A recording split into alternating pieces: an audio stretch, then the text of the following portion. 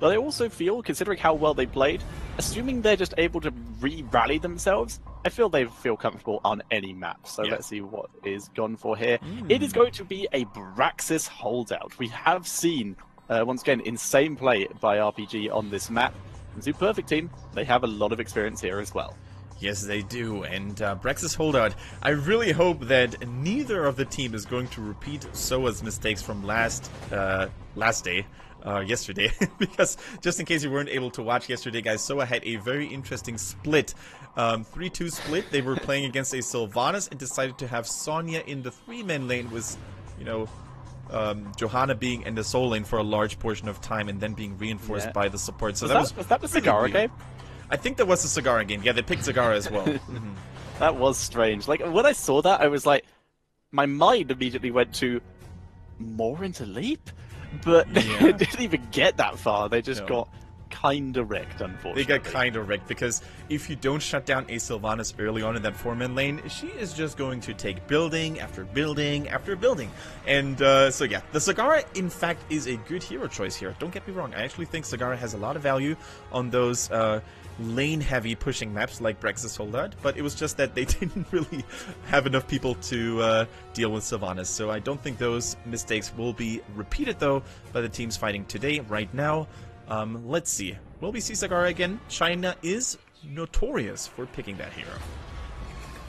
Let's find out. We have seen it, I think, once in Europe, but twice in China, so it's already twice as popular in China than it is in Europe.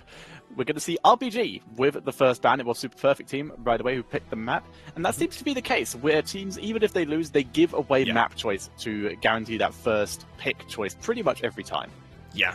Of course, following the HGC rule set, the loser gets to choose between whether they want to have the map pack or if they want to have first pick and ban during the draft. And so far, as Tetris said, it seems to be much more popular for most teams to secure themselves a first pick, really laying a good foundation for the rest of their draft.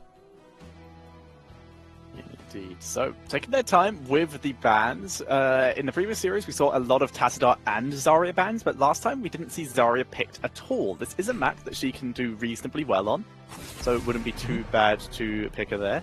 Yep. Instead, it's going to be Gul'dan. Big AoE damage, lovely clear for the Zerg, and some good harassment for those beacons. Yeah, finally we see Gul'dan banned on this map. I really don't understand why people would want to face him in a 4-man lane. I don't understand why would they give that much wave clear to a team when defending for the Zergs. He's just such a powerhouse on Braxis Holdout in particular. I think Braxis Holdout and Tomb of Spider Queen are just two maps where Gul'dan really thrives on. Instead now, we're going to have potential wave clear coming in from heroes like Johanna. KT is actually a hero that I'm still waiting to see in China. I think he is rightfully picked in Korea and other regions every now and then, because his flame strikes really can't be underestimated. Neither can his living bombs. Very true. Mela definitely agrees with you on that one. He loves his chaos the God every now and again. But an interesting ban here.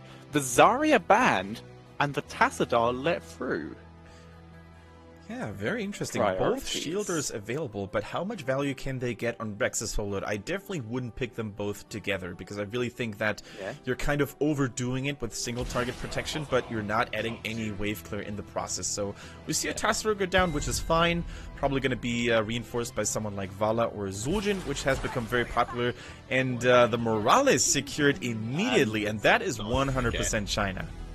That is very China. We have a Super Perfect team. They love their Sonya, picking that up. And this time they have a big healing, dedicated support to go with it. And once again, the Morales first pick. Very happy to see that. It's very, not so much in our region, in our European region as much, but it appears in other regions every now and again. Yeah, definitely true. Now we see Auriel and Vala. That is the holy trinity when it comes to healing and protecting your assassin, who is then going to reinforce and protect the Auriel, because the more damage Vala is able to dish out, the more healing the Auriel is going to follow up on. So I really like this cross synergy between Auriel and Vala, and Tassadar is just a nice addition as well because of that life leech, because of that single target protection. So yeah, very, very standard stuff coming in from RPG so far. Yep, looks really solid to protect the Vala comp. Always scary. We're going to see a Dahaka ban by the looks of it from Super Perfect team. Remove that. prevent it from prevent RPG from having that dedicated solo laner. Mhm. So quite nice here. There's still plenty of options for them. We've seen Thrall, we've seen Alarak on this map, we've seen pretty much everything under the sun. Chicken can play it all in this particular case. Now, there is very few heroes that you can put up in a one-on-one lane against Sonya and that are still going to be on par with her or maybe even outperform her. One of those heroes, though, I feel is Rexxar. Rexxar also adds a valuable stun to interrupt Sonya on a regular basis when she's spinning. Something that I feel RPGs still need in their roster. The Muradin last time didn't work out because he didn't go for Skullcracker. They can pick him again potentially if SPT doesn't pick him before them to basically deny them the hero. But Rexxar, he hasn't been played on China at all, but I think he's still such a dominant hero, and European players like Hydra from Team Synergy will definitely agree on that point. Couldn't agree more. We're seeing a Sergeant Hammer ban, something else that would have synergized with the Morales. Very interesting logic here by RPG. It does work, but that is a good priority. But then again, what else do you decide on? Do you ban a tank? You need one as well. So it makes a bit more sense to ban out a range damage dealer, and what range damage dealer synergizes better with Morales than Sergeant Hammer. Yeah, Sergeant Hammer is such a scary hero to face, especially when you don't have that much early kill potential. And Zagara! There we go! I like that. Super perfect team. I like that. And it's once again going to be part of the 4-man lane, I feel, because you don't want to put Sonya into that because she's even probably more powerful in that solo lane than a Zagara is. So you want to have more pushing power instead. You want to have more wave clear and combine that with a Johanna, and you will get exactly that. So Zagara plus Johanna is a very scary comp to face, especially if you don't have that much wave clear yourself. I think Vala is going to have to go for a W build in this game to really compensate that, and the Tassadar Sidestorms also add a little bit to that. Mr. Kendrick of House Swish. Yes, sir. Leap, Devouring Maw, Falling Sword. If I hear that one more time, if you say that one more time, Tetra, I'm gonna have to switch my pants. You actually cut off there, so I have no idea what you were gonna do. Okay, so if you say this combo, if you name that combo one more time, I'm going to have to switch my pants. Ah, I see. Because this is sounding... camera, or this show would be cancelled. We're gonna see Muradin and Ragnaros. Good solo later in the form of the Ragnaros and the Suljin. This comp, super perfect team with so much damage here. Yes. So much clear, so much potential. Wow, that's going to be good. So the solo laner should in theory be Sonya. Zagara could do it, but Sonya has a little bit more sustain. I think so too. Now, the Zul'jin pick is very, very interesting because I really like the synergy between Zul'jin and Morales.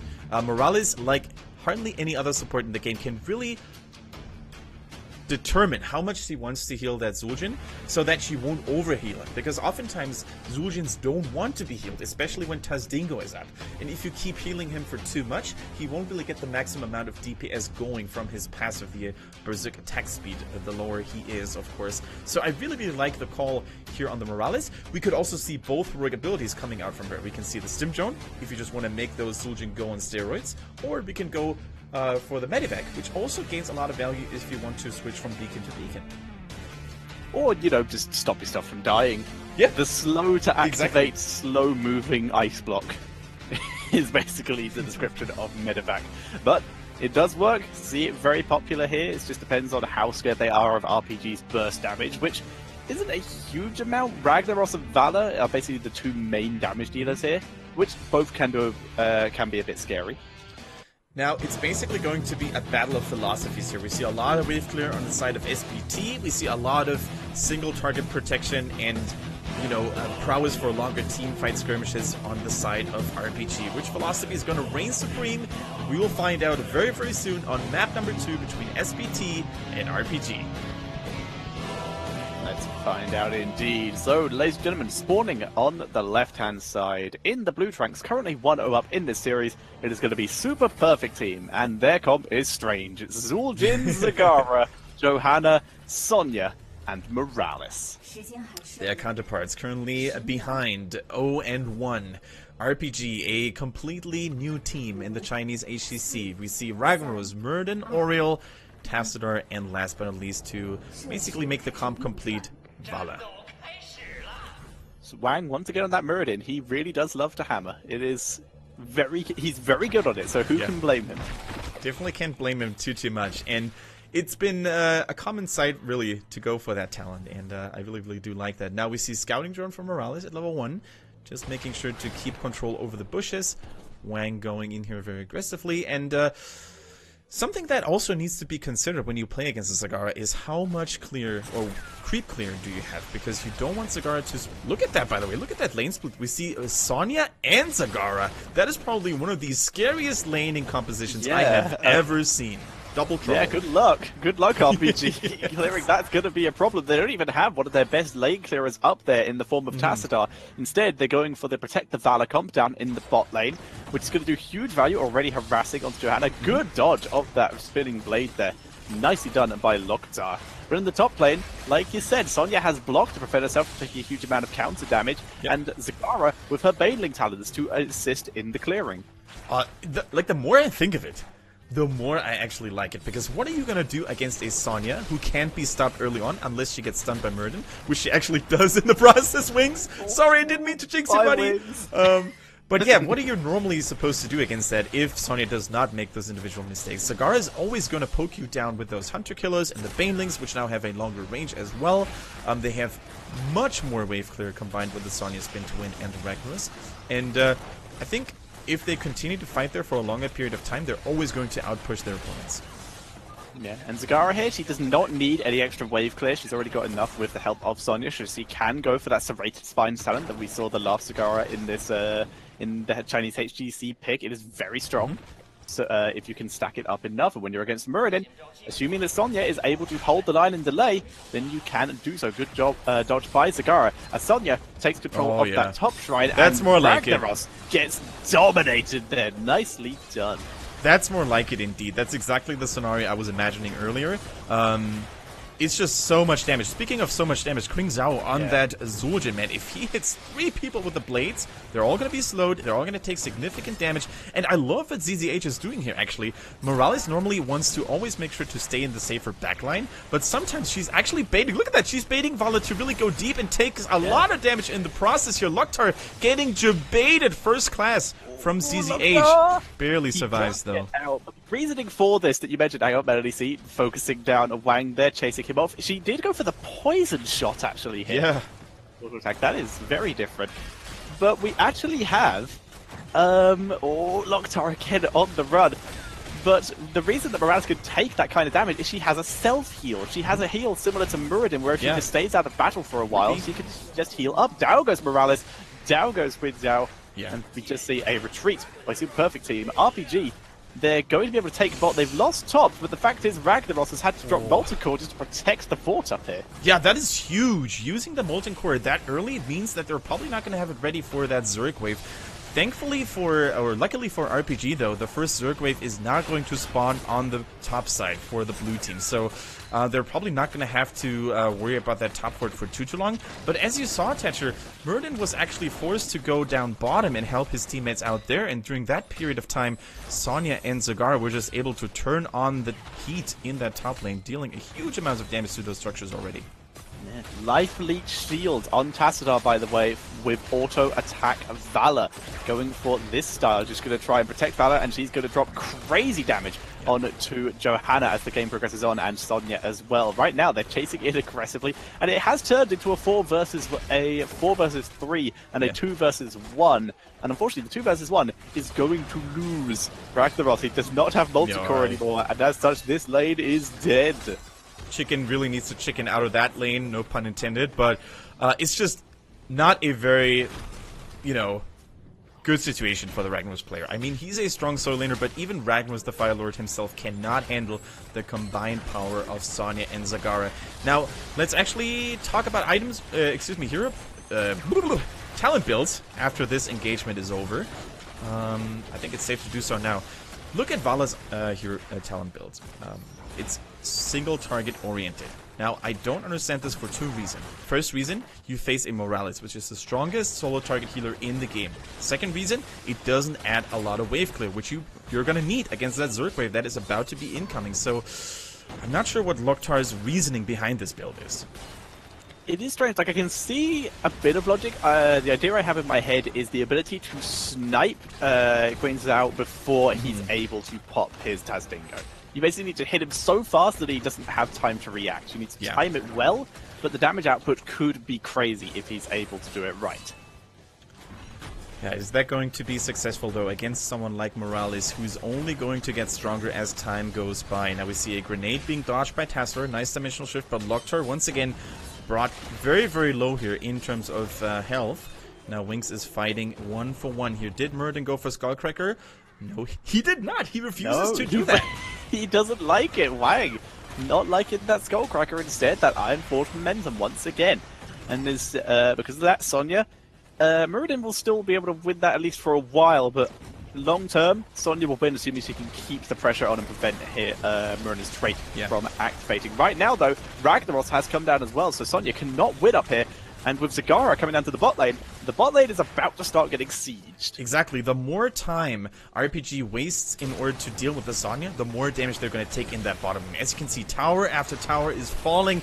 The sieging and pushing potential for Melody C on that Zara is just second to none. And especially after acquiring, you know, those two Banelink towns at 1 and 7, which is going to add more damage, more range, and an increasing number, I don't think they can they're going to be able to hold that fort until the end of time. Now, Wang finally reinforcing that bottom lane.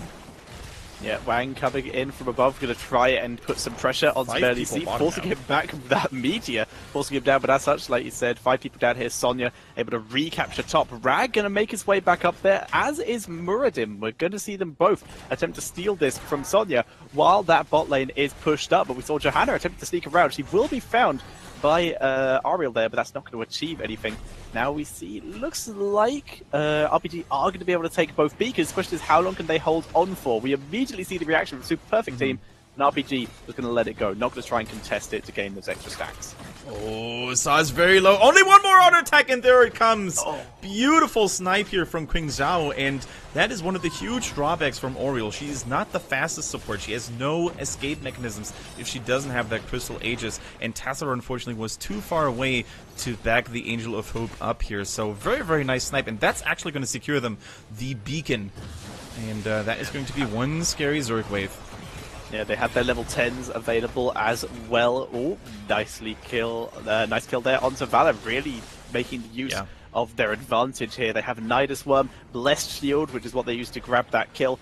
The Medivac is what we see picked for Morales here, not going to go for the attack speed boost onto Zul'jin or Sonya here. Taz Dingo, of course, onto the Troll, and Wrath the Berserker on Sonya. Level 10's finally achieved for RPG. I love how one hero, in that case it's Zagara, is able to destroy the entire Zerg wave without it reaching even the fort. And that's how strong Zagara is. That's how strong her wave clear is. The Banelings providing so much AoE damage, and this is why Super Perfect Team feels very comfortable into keeping the enemies a little bit busier here. We saw the Molten Core being used by Ragnarus to prevent worse things from happening. No towers falling, so very well played on their part too. And both teams are now fighting on equal footing. Almost all heroic abilities are still ready except for Sonya's Wrath of Berserker. Yeah, and right now Sonya getting healed up by Morales. They are in full retreat. Xianzhao moving in, trying to put some more pressure on. Zagara having a bit of a rough time. Not that any of her Nidus Worms, and even if so she was taking damage, would not have been able to enter. Yeah, that was very nicely done. Nice gank by RPG for sure, but at what cost? I mean, Zagara got so much value into that top lane already, which is the reason why SPT Team has now established themselves with a nice one-level lead here. And I'm pretty sure that Zagara is also able to join them. Oh my god, Wang is going in deeply here, jumping over that wall and initiating hard on the Sonya, but getting cleansed immediately by Morales. Yeah, Wang tried to push through the front line, but was met with resistance as such, has to pull back. His team keeping him alive, though, keeping him protected. Yeah, and oftentimes when you have a Zagara in your team, you don't really mind her dying if she got a little bit of value beforehand. So as long as Zagara soaked, let's say, 2 minion waves and damaged a couple of buildings, it's still worth it, because she normally also pulls a lot of attention from the enemy team. So normally you need at least 2 heroes to shut her down. Otherwise she's going to be too fast on the creep. She's going to be too hard to kill if she pops into the Nidus. So oftentimes by simply distracting enemies and forcing so much attention onto her, she buys so much time for her allies that they're going to get value elsewhere. Task, by the way, 902 stacks of his Storm talent that he took at level 1. Very close to that 1,000. So he will be fully stacked quite soon. He went for Kala's Embrace at level 4, by the way, Tetra, which gives Vala more lifesteal.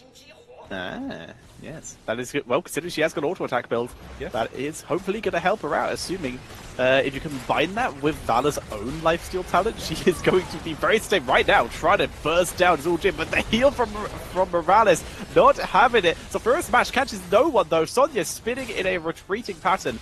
Damage onto Misaka, but everyone is able to survive. And in the meantime, it's a 4 versus 5. It was a 4 versus 5, and SPT did not crumble. They were managed to actually fight very nicely against that. And now look at that. Once again, Muradin is forced to deal with that top lane where Zagara was already about to split push, and she is just out-rotating him left and right. The Nidus Worms are proving a nice shortcut here to constantly switch between top and bottom. Muradin cannot catch up or keep up with the speed of Zagara, and during all of that, the mercenary camps, the bruiser camp, dealt so much damage to that top lane structure. It's so nicely done.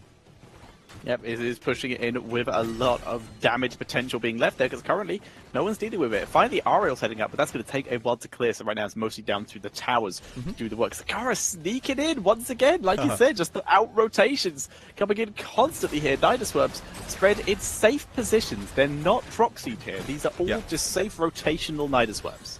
And the mercenary camp on top is still pushing. They need to deal with this because the bruiser camps on those StarCraft maps are very, very dangerous, almost as dangerous as a fallen shaman camp. And now they finally rotate, RPG that is. But keep in mind, 13 was also not really in their possession just yet, which is why they were kind of reluctant to really go in for an all-out engage.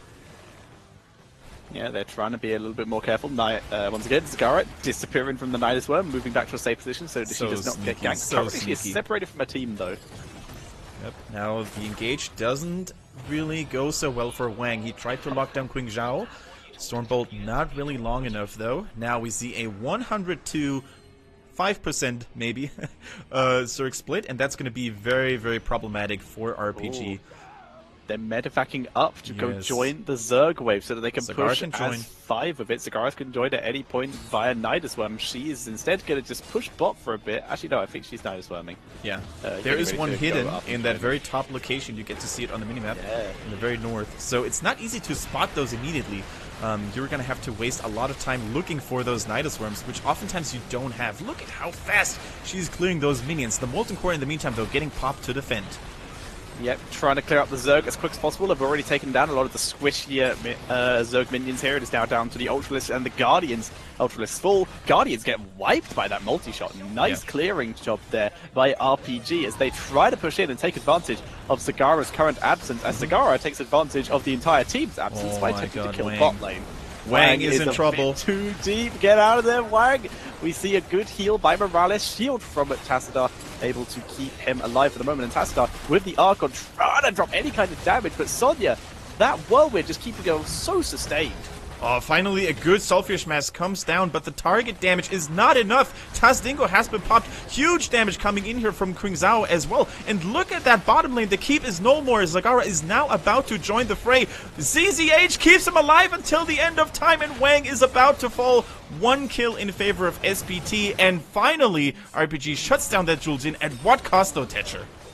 At the cost of most of their heroes. Wings attempting to gain them even more. They almost get Infinity, but Dimensional Shift keeps them alive, and Chicken flees using his extra speed boost that he gets as Ragnaros. But Super Perfect Team dominating that fight and giving themselves a significant lead. Now they're going to use the minion wave that just arrived to try and grab the second keep, because Zagara already took the first. And I just love how Super Perfect Team plays this one out. Sonya decided it was time to finally destroy that top keep. No more keeps left for RPG, which means double catapult action, and that is not the situation you want to be in. Now, I love the approach from SPT. They're basically saying, okay, if we can't outfight them in a straight up 5 versus 5 because Tassadar Oil is hard to deal with. They go for the rotation game. They go for the out-pushing game. And once again, we see in that replay how well Zul'jin was able to stay alive and all that damage he put on Wang on the Muradin, who is not able to kill him in the end there, Tetcher. It's so close. Yeah, Wang did a great job zoning Zul'jin and basically making that Tazdingo worthless, but the fact is, Jing Zhao lived for so long there and just absolutely dominated, and then you just see Wings in the backline just absolutely dominating. Absolutely dominating. And we can't forget about Misaka on the Johanna either. His blinds on the Vala have always been on point. And if you just shut down Vala for this tiny little 1 second time window, she is not going to generate any energy for Oriel. And oftentimes this is going hand in hand with RPG losing team fights. Misaka proving to be this unsurpassable rock. You cannot go past that Johanna because she's going to condemn you, she's going to stun you with that blast shield. So all team members on the side of SPT are just working like a well-oiled machine right now. Yeah, Johanna has imposing presence as well, doing a very good job of that. We see Zul'jin coming in from below, doing a lot of damage. We're seeing Sa in full retreat. So Furious once again whiffing Chicken, not able to get it. The Taz Dingo pops just before the stun. Lacerate slowing Chicken so that Zul'jin can try and chase down. The meetup in the top lane, Sonya is killing things. We're seeing Morales running away from Melody C. Dimensional Shift keeping Infinity alive temporarily, but he's currently 4 versus 1. Not the most ideal. Double axes. Lacerate gets the 30% slow. And that is going to be 3 members, soon to be 4, as the Mutualist kills Sa from over the wall. Sa refuses to die, so that's energy. No, not able to survive this time. And the rest of the team moving on to the core. That is going to be GG and Super Perfect Team. Going to be able to take game number 2. There was a beautiful display here by SPT. How to really outclass and outshine your opponents when they go for this holy trinity of Oriel, Tassadar, Vala. You basically don't fight the enemies on their own terms. You try to out-rotate them, you try to outrun them, and that's exactly what they did. Beautiful Nidus Worm placement as well by SPT. You saw them at the very corners of the map, so it was not easy for RPG to immediately spot them. And yeah, that was just so well played. You could really tell that SPT had their battle plan coming into this battleground, and they just executed it flawlessly, Tetcher.